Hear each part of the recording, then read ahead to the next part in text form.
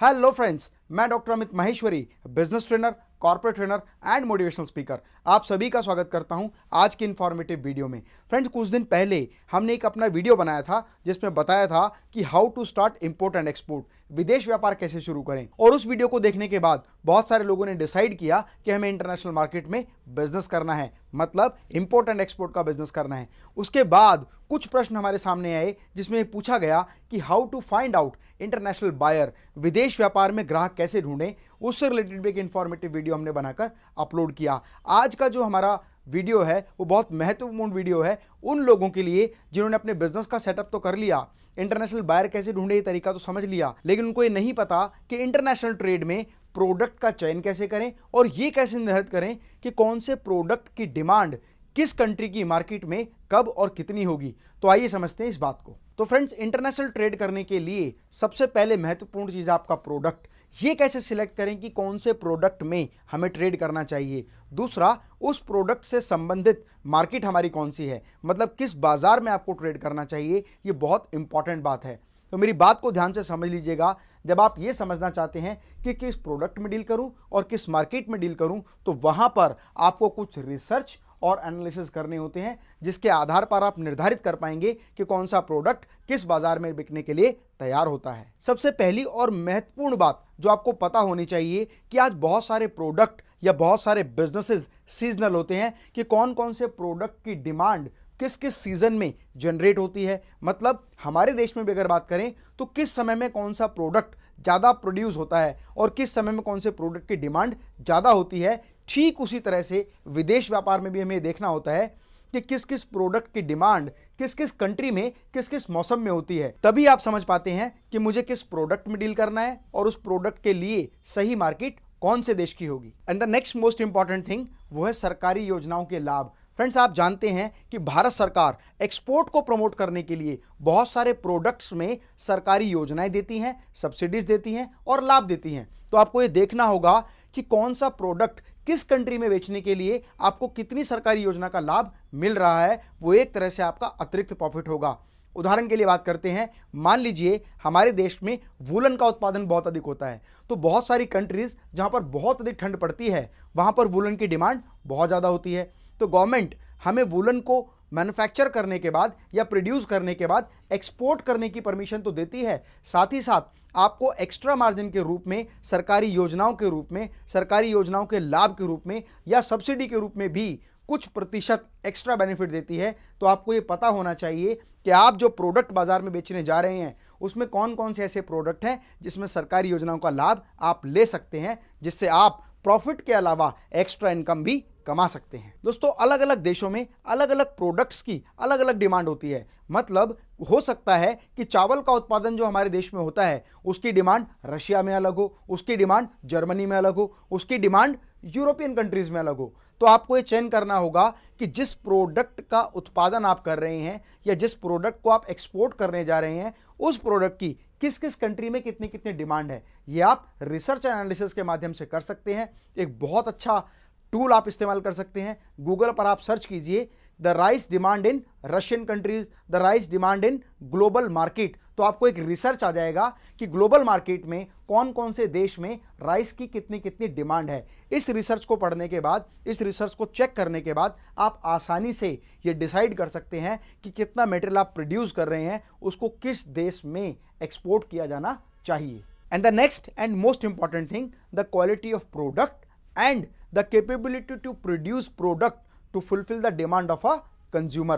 आपका ग्राहक जिस प्रोडक्ट की कितनी क्वांटिटी को चाहता है, क्या आप उतनी प्रोड्यूस करने में सक्षम हैं, मतलब क्या आप उतना उत्पादन कर सकते हैं कि आप अपने कंज्यूमर की डिमांड को पूरा कर सकें। साथ ही साथ ये भी ध्यान रखना होगा कि क्या आप उस गुणवत्ता को मैनेज कर सकते हैं, मेंटेन कर सकते हैं। तभी आपको उस मार्केट को रिसर्च करके उसकी क्वालिटी के अकॉर्डिंग, अपनी प्रोडक्शन कैपेसिटी के अकॉर्डिंग आपको ये डिसाइड करना है कि मेरा ये प्रोडक्ट किस कंट्री में, किस क्वालिटी में, किस स्टैंडर्ड को मैच करता हुआ मैं आसानी से एक्सपोर्ट कर सकता हूं। And the next and most important thing, always research कि कौन कौन से प्रोडक्ट को लेकर कितना कितना मार्केट कंपटीशन है। बहुत सारे प्रोडक्ट जो यूनिवर्सल प्रोडक्ट्स हैं, जिनका प्रोडक्शन बहुत ज़्यादा होता है, जिनकी डिमांड बहुत ज़्यादा होती है, वहाँ पर आपका कंज्यूमर बहुत अधिक डिमांड करता है, जिसकी वजह से बहुत सारे मैन्युफैक्चरर, बहुत सारे ट्रेडर, बहुत सारे होलसेलर डायरेक्ट भी एक्सपोर्ट करना शुरू करते हैं। और जब मैन्युफैक्चरर से लेकर एक ट्रेडर तक डायरेक्ट एक्सपोर्ट मार्केट में करता है तो वहाँ पर प्राइस वॉर शुरू हो जाता है। तो आपको ये भी देखना होगा कि जिस प्रोडक्ट को आप एक्सपोर्ट करने जा रहे हैं वहाँ पर करंट कंपटीशन कितना है। नॉन कॉम्पिटिटिव मार्केट में जब आप काम करते हैं तो आपके प्रॉफिट के चांसेस कई गुना ज़्यादा होते हैं। इसीलिए रिसर्च करें, ये एनालाइज करें कि किस प्रोडक्ट की कहाँ पर कितनी डिमांड है और किस किस प्रोडक्ट में कितना अधिक कंपटीशन है। हमेशा ऐसे प्रोडक्ट का चयन करें, ऐसी कंट्री का चयन करें जहां पर आपके प्रोडक्ट की डिमांड तो हो लेकिन लेवल ऑफ कंपटीशन बहुत ज़्यादा ना हो। मतलब बहुत सारे अलग अलग देश उस तरह के प्रोडक्ट की मैन्युफैक्चरिंग ना करते हों ताकि कॉम्पिटिटिव प्राइस को आप बीट कर पाएं। एक एग्जाम्पल के माध्यम से आपको बताता हूं, पूरे ग्लोबल ट्रेड में सबसे ज़्यादा डिमांड स्टेनलेस स्टील प्रोडक्ट्स की है। तो आज बहुत सारी कंट्रीज स्टील प्रोड्यूस करती हैं, स्टील सेल करती हैं, जिसकी वजह से इस इंडस्ट्री में बहुत ज़्यादा कंपटीशन हो गया है। और चाइना एक ऐसा कॉम्पिटिटिव रेट मार्केट में लेके आता है कि एक इंडियन मैन्युफैक्चरर स्टील प्रोडक्ट बना के कॉम्पिटिटिव प्राइस पर किसी कंट्री में सेल नहीं कर सकता, क्योंकि चाइना स्टील प्रोडक्ट्स का एक बहुत बड़ा मैन्युफैक्चरर है, जिसकी वजह से बहुत बड़ा मार्केट शेयर उन्होंने कैप्चर किया हुआ है। इसीलिए आपको ऐसे प्रोडक्ट का चयन करना चाहिए जहां पर बहुत सारी कंट्रीज उस तरह के प्रोडक्ट को प्रोड्यूस ना कर पाती हूं। And the next, shelf life of product. जो प्रोडक्ट आप मैन्युफैक्चर करते हैं, जो प्रोडक्ट आप प्रोड्यूस करते हैं, जिस प्रोडक्ट को आप एक्सपोर्ट करना चाहते हैं, उसकी एक्चुअल में शेल्फ लाइफ कितनी है, मतलब कितने समय तक वो प्रोडक्ट स्टोर किया जा सकता है। बहुत सारे गुड्स पेरिशेबल गुड्स होते हैं, मतलब वो ऐसे प्रोडक्ट होते हैं जिनकी शेल्फ लाइफ कम होती है, जिसकी वजह से आपकी प्रोडक्शन की टाइम से लेकर और एक्सपोर्ट तक का जो समय होता है वो बहुत कम आपको मिलता है। वहाँ पर आपकी स्पीड बहुत फास्ट होनी चाहिए। कुछ प्रोडक्ट ड्यूरेबल प्रोडक्ट होते हैं, कुछ प्रोडक्ट सेमी ड्यूरेबल प्रोडक्ट होते हैं। तो आपको ये चयन करना चाहिए कि आप किस तरह के प्रोडक्ट को एक्सपोर्ट करने के लिए तैयार हैं। यदि आपका प्रोडक्ट पेरिशेबल है तो वहाँ पर आपकी स्पीड बहुत फास्ट होनी चाहिए।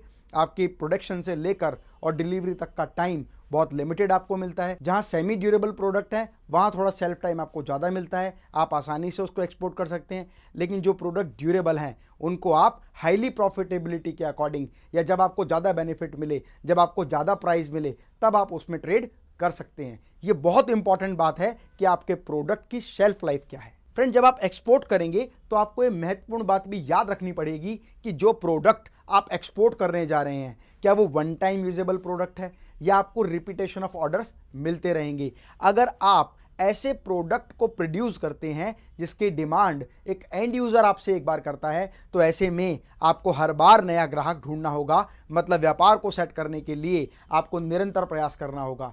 लेकिन अगर आपका प्रोडक्ट इस तरह का है जहां आप एक रेगुलर डिमांड जनरेट कर सकते हैं या B2B सप्लाई कर सकते हैं, तो उस केस में आप अपने बिजनेस को कम समय में ज़्यादा स्टेबल बना पाएंगे और आपको रिपीटेशन ऑफ ऑर्डर्स मिलते जाएंगे और नया बिजनेस ढूंढने पर आपका बिजनेस एक अच्छा इंपोर्ट एंड एक्सपोर्ट का सर्वाइवल बिजनेस बन जाएगा। And the last but not least, price of product and the ratio of margin.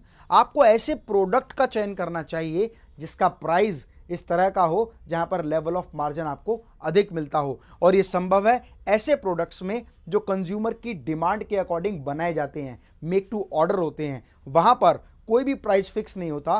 Price decide करना डिमांड एंड सप्लाई के अकॉर्डिंग निर्धारित होता है कि उस प्रोडक्ट की कितनी डिमांड है और कितना प्रोडक्शन पीछे से हो रहा है, मतलब सप्लाई आ रही है। इसीलिए आपको ऐसे प्रोडक्ट्स का चयन करना चाहिए जहां पर आपका प्रॉफिट मार्जिन बहुत अच्छा हो, और अगर उस प्रोडक्ट में गवर्नमेंट की सब्सिडी या ड्रॉबैक ड्यूटी भी मिलती है तो आप ज़्यादा प्रॉफिट जनरेट कर सकते हैं। तो फ्रेंड्स, ये थे कुछ ऐसे पॉइंट कि जब आप किसी भी प्रोडक्ट के लिए किसी मार्केट का चयन करें तो आप कौन कौन से रिसर्च करें, कौन कौन से एनालिसिस करें। इन रिसर्च एंड एनालिसिस को आप गवर्नमेंट ऑफ इंडिया की साइट DGFT की साइट पर भी सर्च कर सकते हैं। वहां भी आप देख पाएंगे कि किस किस कंट्री में किस किस तरह के प्रोडक्ट की कितनी डिमांड है और कौन कौन से प्रोडक्ट्स पर गवर्नमेंट कितनी सब्सिडी या ड्रॉबैक ड्यूटी देती है। फ्रेंड्स, कम समय में ज़्यादा चीज़ों को समझाने के लिए मैंने इस वीडियो में अपने बोलने की स्पीड को थोड़ा तेज़ रखा है। अगर कोई चीज़ आपको समझ में नहीं आए तो एक बार इस वीडियो को दोबारा देखें। इंपोर्ट एंड एक्सपोर्ट से संबंधित प्रीवियस 2 वीडियोस जरूर देखें। नेक्स्ट वीडियो में हम बात करेंगे कि इंपोर्ट एंड एक्सपोर्ट से संबंधित जब हम डॉक्यूमेंटेशन करते हैं, पेमेंट प्रोसीजर करते हैं या शिपमेंट करते हैं तो हमें किन किन सावधानियों को बरतना चाहिए। फ्रेंड्स, ये इंफॉर्मेटिव वीडियो उन सभी लोगों के लिए महत्वपूर्ण हो सकता है जो विदेश व्यापार करना चाहते हैं या विदेश व्यापार में ग्राहक ढूंढना चाहते हैं या ये समझना चाहते हैं कि कौन से बाजार में उनको ट्रेड करना चाहिए। मेरा आपसे रिक्वेस्ट है, अपने साथियों के साथ जो विदेश व्यापार करते हैं या करना चाहते हैं ये वीडियो ज़रूर शेयर करें, क्योंकि जब हम इस वीडियो को शेयर करेंगे तो विदेश मुद्रा एक्सपोर्ट के माध्यम से भारत में आएगी और भारत आर्थिक शक्ति के रूप में मजबूत बन के पूरे विश्व में अपना परचम लहरा सकेगा। फिर हम दोबारा कहेंगे कि भारत विश्वगुरु था, विश्वगुरु है और विश्वगुरु रहेगा। बिजनेस से संबंधित कोई भी इंफॉर्मेटिव वीडियो मिस ना हो उसके लिए हमारे चैनल को सब्सक्राइब करें और कमेंट बॉक्स में बिजनेस से रिलेटेड आपके मन में कोई भी सवाल है तो हमें लिखकर जरूर बताएं। मैं डॉक्टर अमित माहेश्वरी आपके सुनहरे भविष्य की कामना करता हूं। जय हिंद, जय भारत।